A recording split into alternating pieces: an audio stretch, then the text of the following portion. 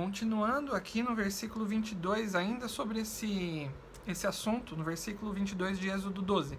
Molhem um feixe de sopo no sangue que estiver na bacia e passem o sangue na viga superior nas laterais das portas. Nenhum de vocês poderá sair de casa até o amanhecer. Quando o Senhor passar pela terra para matar os egípcios, verá o sangue na viga superior nas laterais da porta, e passará sobre aquela porta e não permitirá que o destruidor entre na casa de vocês para matá-lo. A palavra de Deus tem dois aspectos nesse versículo. O primeiro é que saber o que eles tinham que fazer é diferente de crer. É muito diferente. A gente vai falar mais sobre isso daqui a pouquinho, nessa questão de apropriação em si. Mas eles sabiam o que eles tinham que fazer.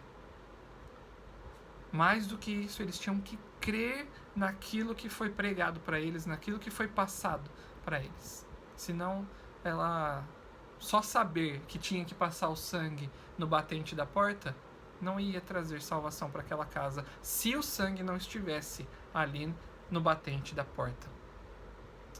E o outro aspecto que eu queria salientar nesse momento é a questão da segurança de salvação. Quando ele fala aqui no versículo 22, nenhum de vocês poderá sair de casa até o amanhecer. Aquele espaço dentro da casa com o sangue no batente da porta dava a segurança de salvação. E sabe, o aspecto segurança de salvação que nós temos é uma das coisas mais bonitas no Evangelho. E é uma das coisas que mais diferencia o Evangelho falso do Evangelho verdadeiro.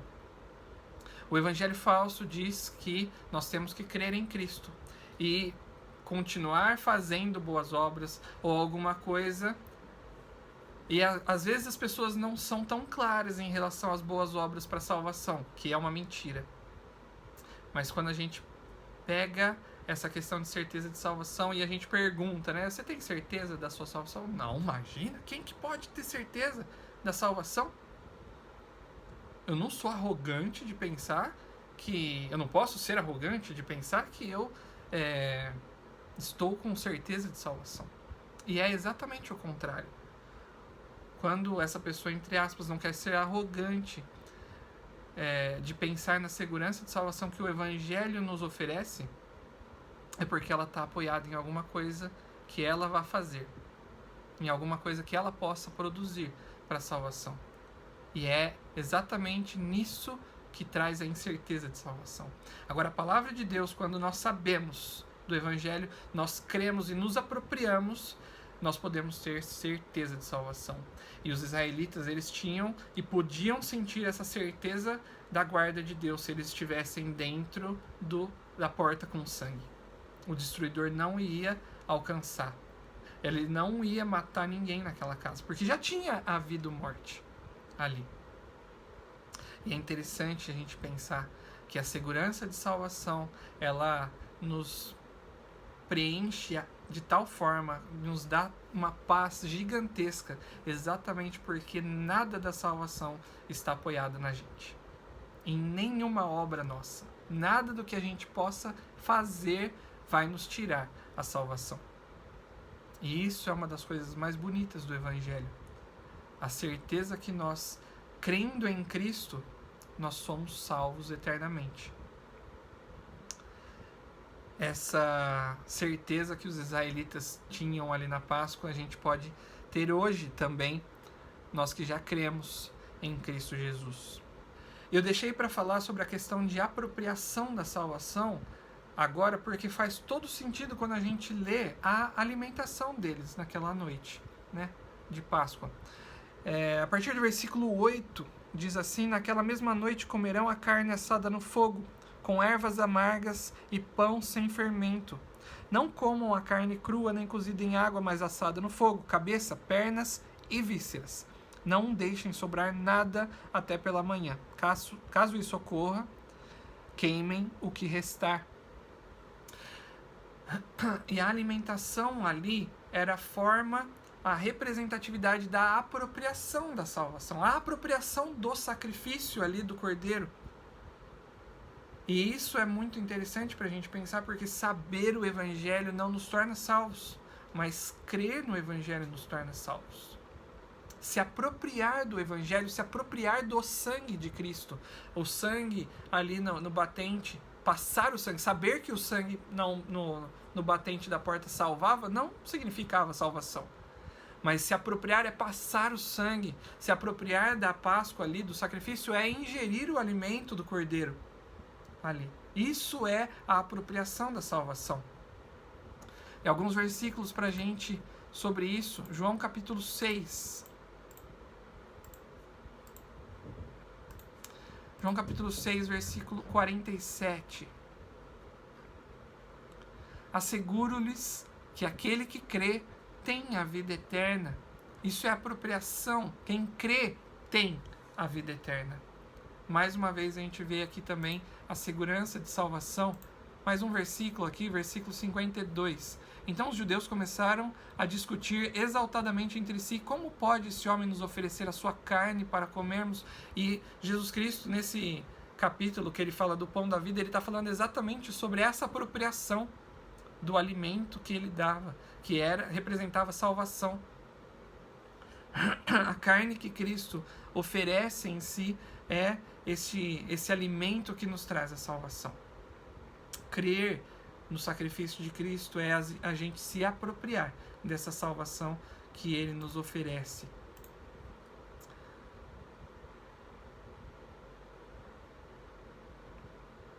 Versículo 63 ainda, explicando, né, essa conversa de Jesus em João 6, ele diz: o Espírito da vida, a carne não produz nada que se aproveite. As palavras que eu lhes disse são Espírito e vida.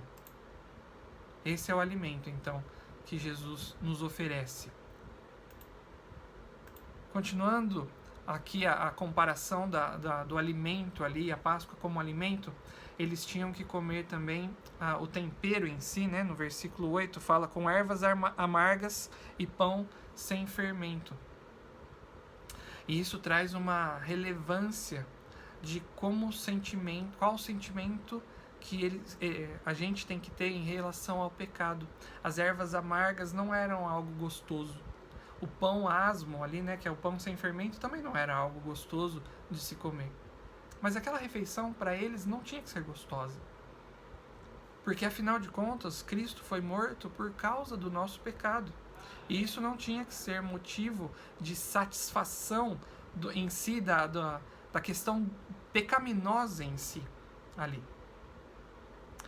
Essa era uma das coisas também que eles tinham que sacrificar o animal, para eles sentirem o peso do pecado.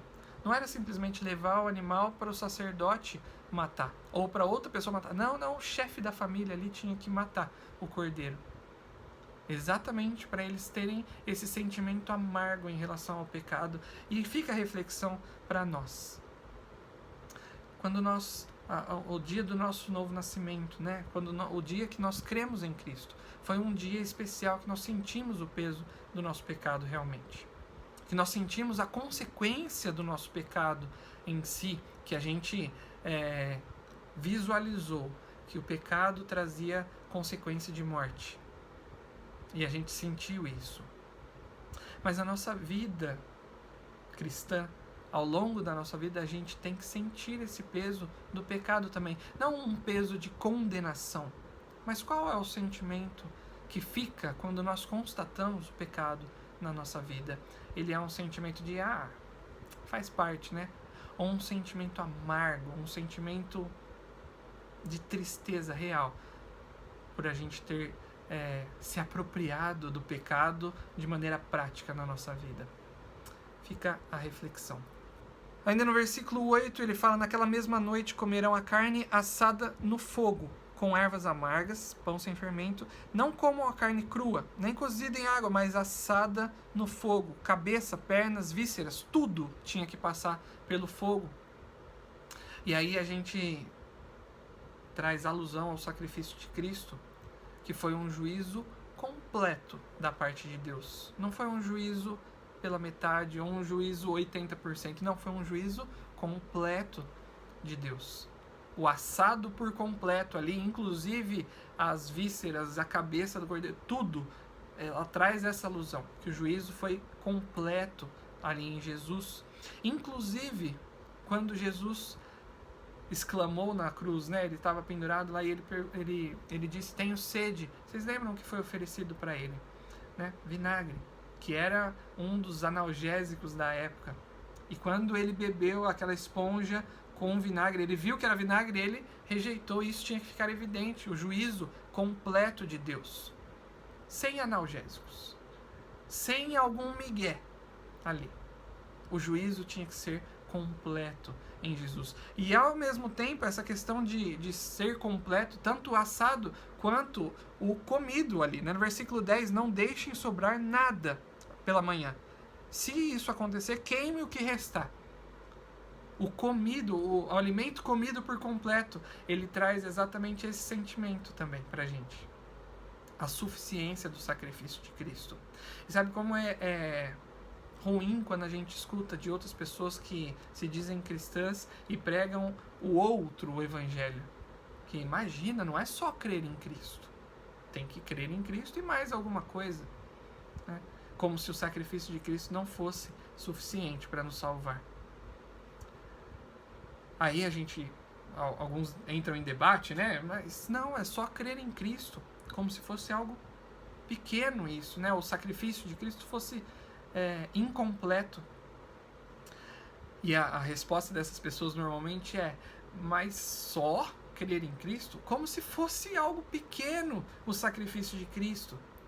Em Hebreus capítulo 7, versículo 25, se eu não me engano, ele traz alusão a essa suficiência do sacrifício de Cristo, né? Ele pode salvar totalmente os que por ele se chegam a Deus.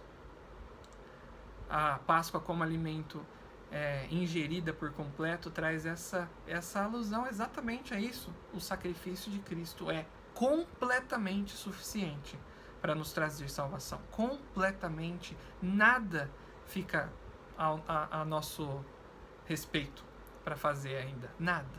O sacrifício de Cristo, ele é suficiente. Pensando um pouquinho agora sobre como eles deveriam comer, como eles deveriam participar em si, né, dessa refeição, no versículo 11. Ao comerem, estejam prontos para sair, cinto no lugar, sandálias nos pés, cajado na mão, comam apressadamente, esta é a Páscoa do Senhor. E eu fico imaginando que fazia o total sentido, né, isso, na instituição da Páscoa. Eles estavam realmente saindo ali do Egito. Mas eu fico muito pensativo em como a Páscoa foi celebrada nos próximos anos. Eles não estavam, principalmente quando eles se estabeleceram ali no território de Israel, né, de Canaã. Como que deveria ser engraçado até, né, eles participando da Páscoa. Porque eles tinham que colocar roupas como se eles estivessem de viagem. Era praticamente, eles tinham que arrumar mala, deixar tudo pronto, comer rápido, sem conversa no meio da refeição, no máximo alguma coisa, mas eles tinham que comer apressadamente porque eles estavam fazendo referência à primeira Páscoa, que eles estavam saindo do Egito. Então eles tinham que trazer isso à memória. E devia ser uma refeição em família ali muito diferente, peculiar, muito diferente das outras refeições normais que eles participavam. Mas a alusão é exatamente a isso. Eles não eram do Egito. Eles estavam saindo do Egito e isso precisava ficar muito forte na cabeça da família em si que estava celebrando ali a Páscoa. Isso traz uma referência muito importante para a gente. Eu queria ler com vocês Hebreus capítulo 13. Hebreus capítulo 13, no versículo 14, ele diz assim: pois não temos aqui nenhuma cidade permanente, mas buscamos a que há de vir. O apóstolo Paulo diz também que a nossa pátria está nos céus. Esse sentimento tinha que ficar evidente em quem participava da Páscoa. A nossa pátria está nos céus, nós não somos daqui. Nós não somos daqui. Quando o israelita celebrava a Páscoa, ele pensava no seu passado. E quando nós olhamos para o texto da Páscoa, nós devemos olhar para o nosso passado também. E novamente, né, aquele versículo lá, se alguém está em Cristo, é nova criatura, as coisas antigas já passaram. Eis que tudo se fez novo, inclusive uma nova pátria. Nós não somos mais dessa terra, não somos mais daqui. Ainda, 2 Coríntios capítulo 5, versículo 15. Ele morreu por todos, para que aqueles que vivem já não vivam mais para si mesmos, mas para aquele que por eles morreu e ressuscitou. Referência à pátria em si, mas nesse versículo ele diz mais, ele deu um novo propósito para a gente de vida. Tudo isso tinha que ficar evidente ali. A refeição que eles comeriam às pressas de viagem faz referência a essa nova jornada em que nós caminhamos agora. Não mais como andávamos antes, mas como cristãos agora, numa nova trajetória. Não mais no Egito. A gente já começou a pensar na Páscoa como um memorial em si. Eu queria ler alguns versículos com vocês, ali em Êxodo 12 ainda. Versículo 14, ele diz assim: este dia será um memorial que vocês e todos os seus descendentes celebrarão como festa ao Senhor, celebrem-no como decreto perpétuo. Ainda, versículo 24. Obedeçam a essas instruções como decreto perpétuo para vocês e para seus descendentes. Versículo 25. Quando entrarem na terra que o Senhor prometeu dar a vocês, celebrem essa cerimônia. E eu fiz referência a como, quando eles não mais celebrariam, não, continuariam celebrando, né? Não só naquela instituição da Páscoa, naquele dia que eles estavam sendo libertados do Egito, mas nos próximos anos também. Eles continuaram celebrando a Páscoa. E a Páscoa como um memorial. E todas as vezes que eles celebravam a Páscoa, algumas coisas tinham que vir à memória deles. Esse era o objetivo de Deus ao estabelecer um memorial ali. E sabe, nós devemos, por orientação de Deus, celebrar os nossos memoriais também. Os memoriais que Deus colocou pra gente. Eu fico tentando ilustrar isso de uma forma bem prática na minha cabeça, né? Como que deveria ser uma refeição da Páscoa, e mesmo eles comendo rápido, apressadamente. Eu não estou falando do dia da instituição, mas nos próximos anos, né? E eles lembrando, nossa, lembra quando a gente estava no Egito e a gente era chicoteado? Lembra quando o papai matou o cordeiro e colocou no batente da porta? E a gente tudo assistindo ele. Lembra quando a gente ficou todos dentro da casa? E todas essas referências, eles estavam na memória deles. A geração passou e uma nova geração veio, e eles deveriam compartilhar isso com seus filhos, com os descendentes. Olha, história que o papai contou, que o vovô contou, eles estavam no Egito, eles eram castigados, e Deus veio e libertou eles do Egito, abriu um mar, e imagina as crianças olhando aquelas histórias assim. Tudo isso fazia parte do memorial. Fazendo referência especificamente à nossa salvação, ao Cordeiro Pascal que foi imolado no nosso lugar. Nós temos um memorial que é a ceia do Senhor, que foi instituída pelo próprio Jesus. E esse memorial deveria ser mais do que respeitado, ele deveria ser reverenciado, ele deveria ser... a gente deveria celebrar a ceia com ansiedade de celebrar a ceia. Porque ela faz referência à nossa salvação, ela faz referência à nossa libertação ali na cruz de Cristo. Faz referência a esse sacrifício perfeito. E mais, né, fechando esse pensamento, não é à toa que Deus, através de Jesus, instituiu a ceia. Não é à toa. A ceia é um memorial para justamente trazer à nossa memória constantemente a nossa salvação, que não deveria ser lembrada uma vez por semana, mas deveria ser lembrada todos os dias, todos os momentos. Nós somos novas criaturas, então isso já deveria trazer à nossa memória a nossa salvação. Quem nós éramos antes, quem nós somos hoje, quem nós seremos no futuro, a nossa pátria futura. Todas essas referências têm que vir à nossa memória, através de um memorial que Jesus pediu para que a gente celebrasse. Esse memorial na prática, ele fica mais claro ainda em Deuteronômio capítulo 16. Versículo 1, diz assim: observem o mês de Abibe e celebrem a Páscoa do Senhor seu Deus, pois no mês de Abibe, de noite, ele os tirou do Egito. Versículo 3, não comam com pão fermentado, mas durante 7 dias comam pães sem fermentos, o pão da aflição, pois foi às pressas que vocês saíram do Egito, para que todos os dias da sua vida vocês se lembrem da época em que saíram do Egito. Nesse momento, ele está fazendo alusão a um dia específico que eles celebrariam a Páscoa, mas para que todos os dias da sua vida eles se lembrassem da época em que eles saíram do Egito. Versículo 6 ainda: sacrifique apenas no local que ele escolher para a habitação do seu nome. Ali vocês oferecerão o sacrifício da Páscoa à tarde, ao pôr do sol, na data da sua partida do Egito. Exatamente essa alusão, para que eles se lembrassem que eles eram escravos no Egito e não mais, eles foram libertos por Deus. Tudo faz parte do memorial que Deus instituiu na Páscoa e depois Jesus instituindo a ceia, para que a gente se lembrasse constantemente da nossa salvação em Cristo Jesus. Os memoriais, eles são muito importantes na nossa vida.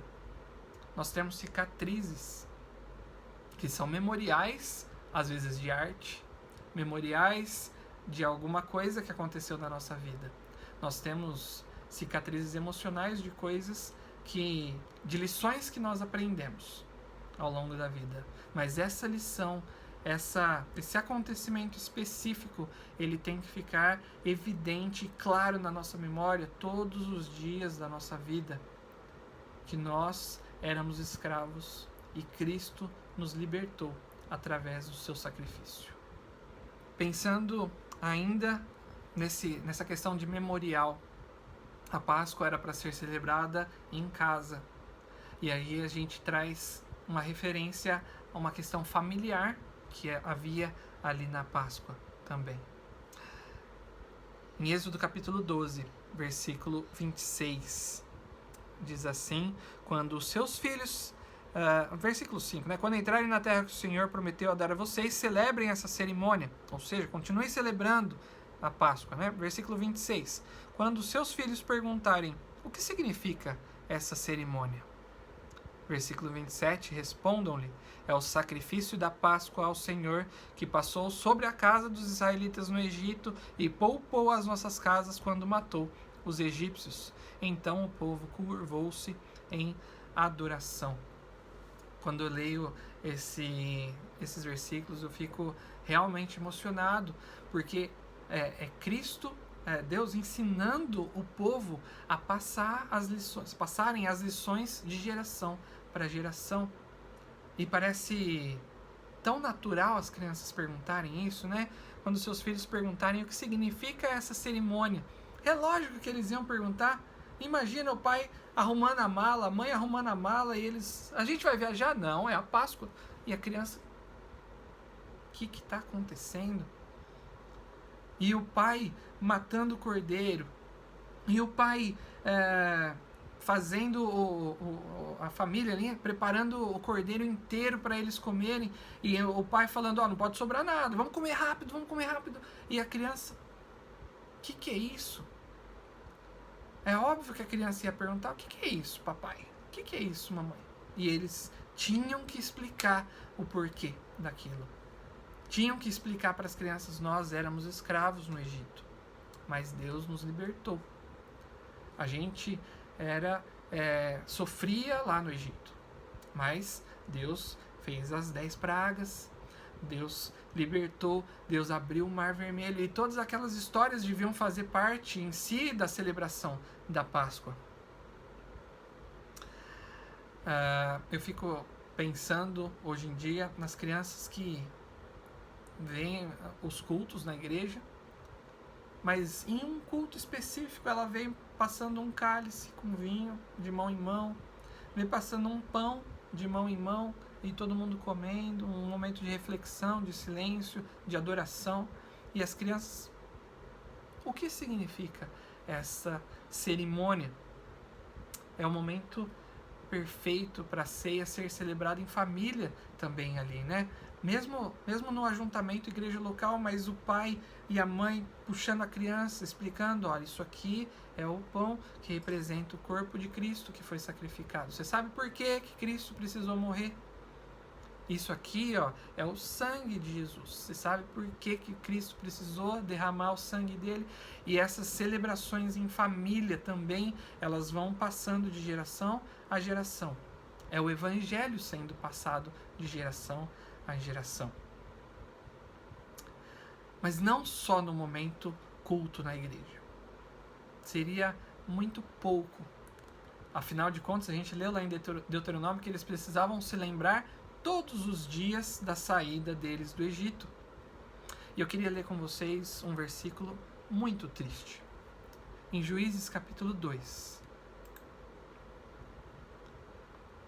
A partir do versículo 8 diz assim: Josué, filho de Num, servo do Senhor, morreu com a idade de 110 anos. Foi sepultado na terra da sua herança, em Timnat-Heres, nos montes de Efraim, ao norte do Monte Gaás. Olha só esse versículo 10 agora.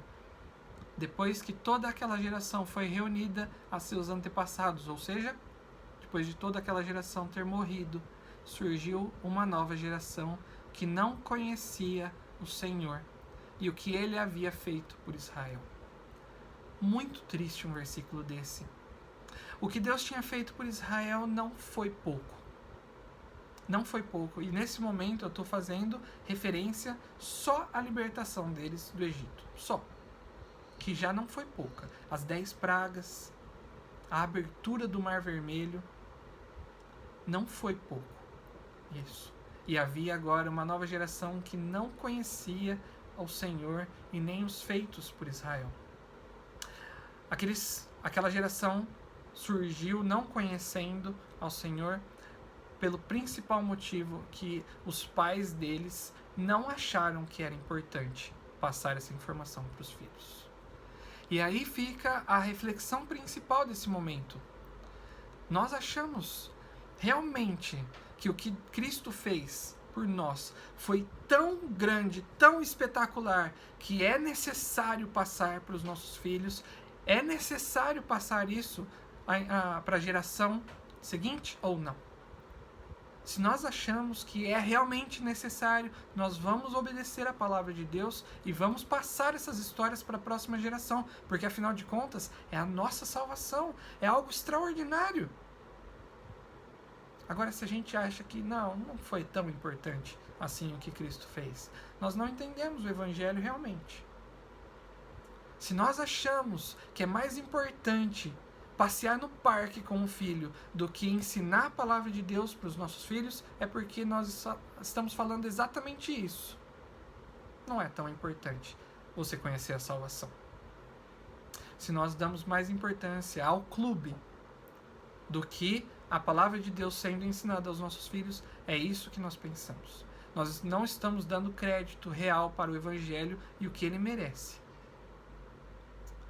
E, ao que me parece, nós não estamos amando as nossas famílias como elas deveriam ser amadas. A gente está pensando mais em lazer do que em salvação. A Páscoa era para ser celebrada em família exatamente por causa disso. Porque havia necessidade de se passar a informação de geração a geração. A reflexão final que eu quero dizer é: nós estamos fazendo isso? Nós estamos preocupados com a saúde espiritual da nossa família? Com a situação espiritual da nossa família? Nós estamos passando as histórias de geração a geração? fica a reflexão para a gente nesse momento familiar em si da Páscoa.